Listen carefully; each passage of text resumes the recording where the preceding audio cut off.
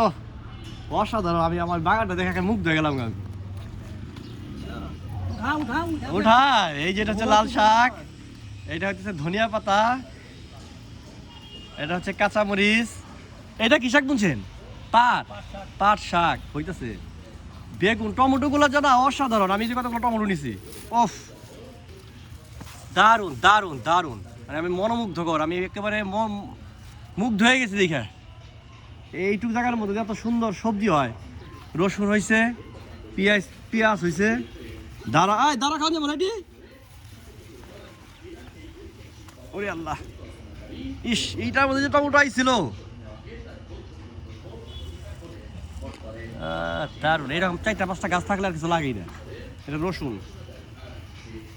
কত বড় দাঁড়া খা হয়েছে। ওরে আল্লাহ,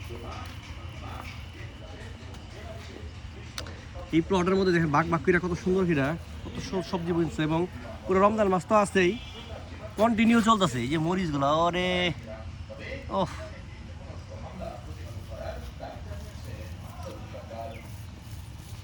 টমেটোর সাইজগুলো দেখছেন কত বড় বড় টমেটো। আমি লাল শাক নিতেছি, আমার লাল শাক উঠে দিতেছি, এখন লাল শাক নিয়ে যাবো। ও দারুণ দারুণ দারুণ।